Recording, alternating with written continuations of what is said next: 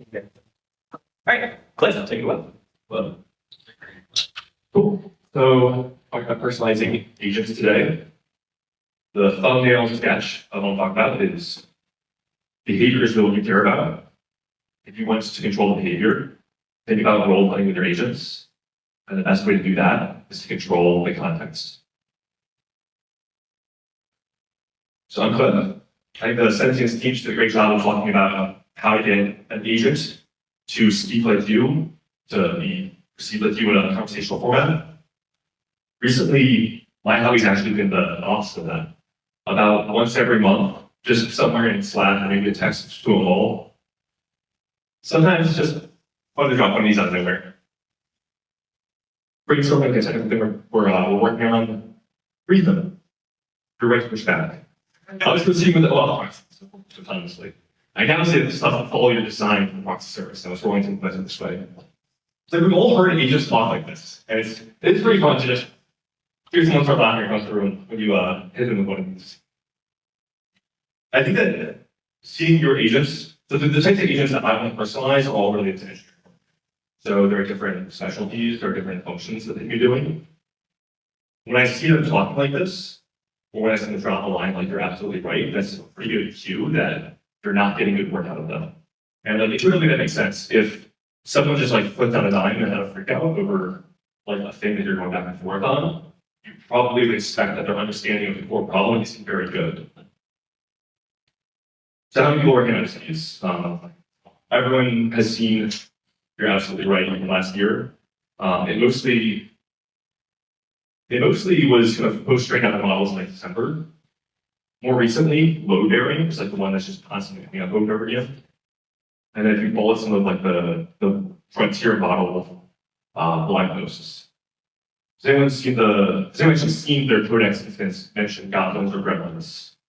I take a whole knowledge, some hands, okay, yeah. That was like a very fun little arc. You can read the full blog post. It's one of my favorite, like the exact factors that came together in the post training to make that happen, but it's a good example of what I'm going to talk about in the next 3 minutes. Just really about the personality of the agent, like how it's kind of character you can see it taking on. Very related are actual behaviors it's taking. So because these respond usually into markdown parsers, they really love to put links into italics.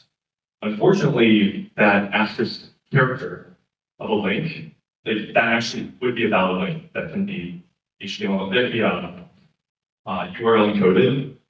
And so some chat environments will actually render that last star as a part of the link when you go to click it and leaves a 404 not found. It's just really annoying if models consistently never do that when they've always been told to do that.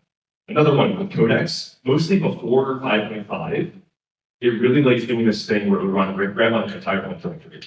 I happen to have a lot of files in my home directory, and so sometimes this would just use like 50 gigabytes of virtual memory and eventually crash my computer. Another one that you may have heard of is the calculate problem for like the web ChatGPT instance. So today's goal, you want to control the personality, because the personality and the behaviors of the model stem from the same thing. The way you should do that is think about how you're role playing with the agent. And then we're going to look at what pieces of context you change in order to do that role play.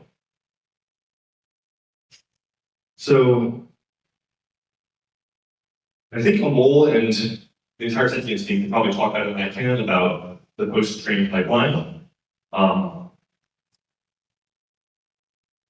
This is one of the evergreen little graphics that you might have seen for the past like 3 years explaining how LLMs have to be.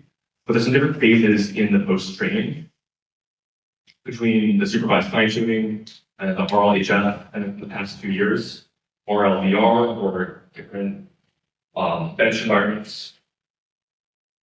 All of these can have these weird quirks that lead to the behaviors I was showing earlier. So the first one related to the ChatGPT calculator. This was reward hacking. It was told you're going to get a little bit of reward and we're going to nudge your model weights in this direction when you use tools.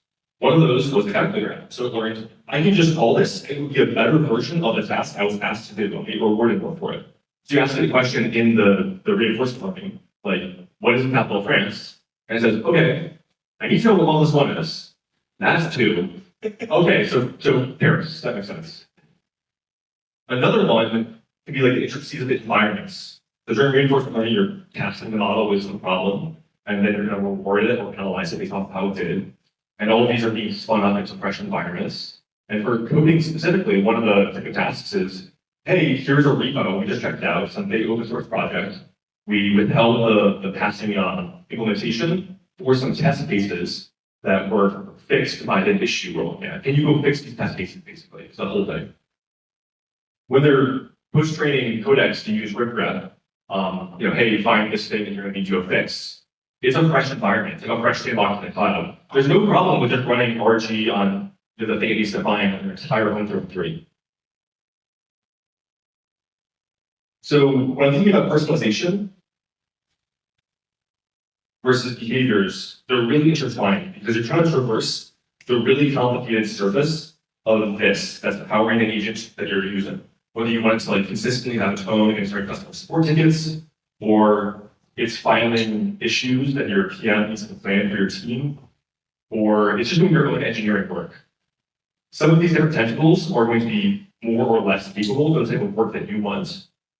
And the way that you role play with the agent, the type of context that you configure, is going to shift which tentacles are holding the smiley face at the end of the model. So I keep using that word role play. I think this is like the best term to think about the personalities that a lot of us using flood code, we're just relying on a particular model that's been post-trained extensively and fit into the harness we're using. But most of us just don't have time to like fine-tune our own models or have a company-specific thing that knows our context. So we wanted to take on the role for our particular work at that moment. So this paper talks about role play as the way that the model will eventually behave differently throughout the conversation. We can see a dialogue agent as a superposition of simulacra within a multiverse of possible characters. The entire model is a stage simulation, and you're conjuring up behavior that is seen throughout all of the training, and it's going to carry out that role for you.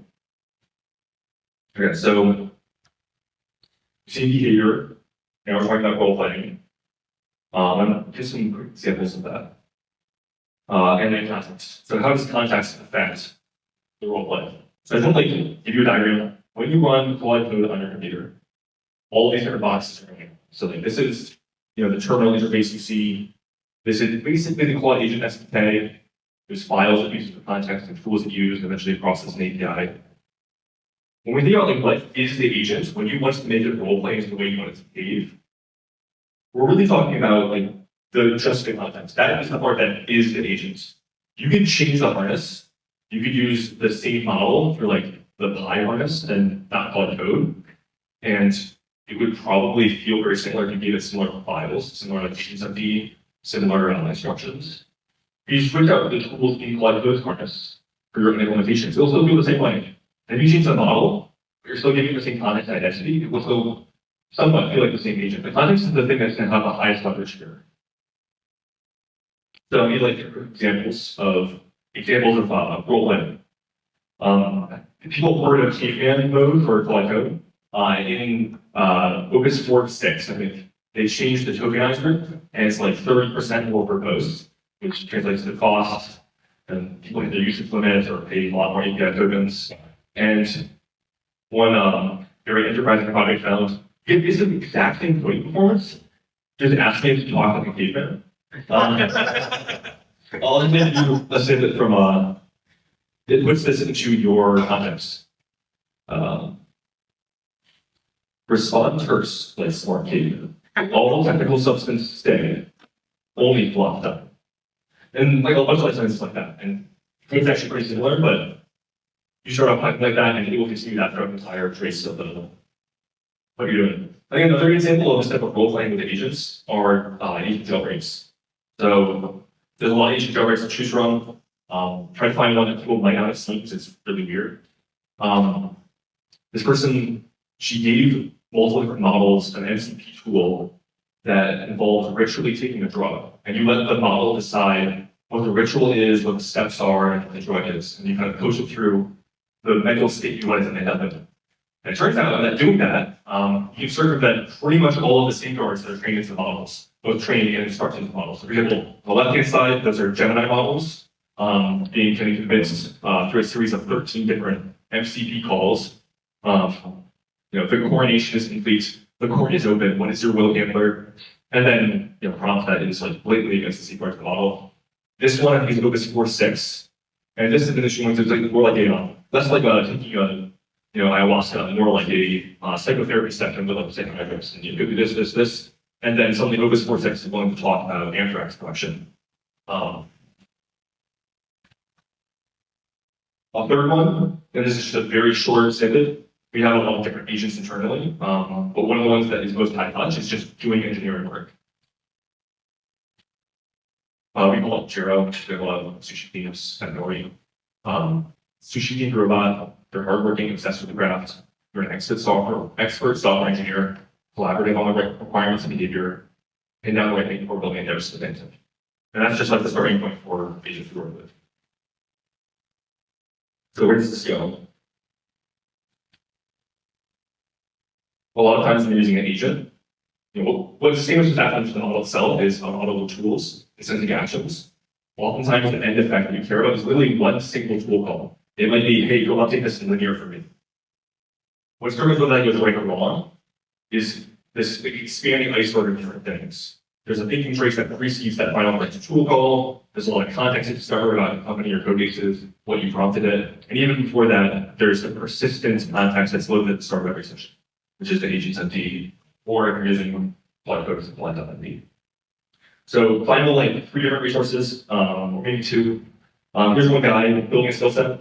There's just 5 right here. Things that you should customize your agent with in order to get the behaviors you want out of it. Another one, open source project, Nori-Lint.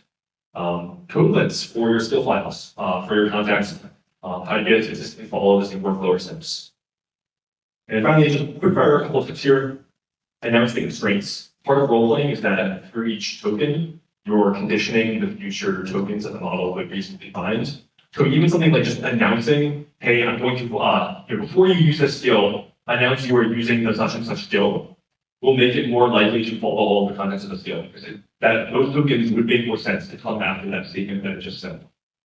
Right in the second person imperative, use XML tags, script token moves, especially from your skill files, but sometimes from the top level agent, it might be a purpose. The persistent identity should be relatively slim. Use this for the universal behavior and attitudes. You should progressively disclose capabilities instead of like waiting in your plot empty with 500 limits. Yeah, I'm just stop there. If you have any more questions, go through the slides with more details.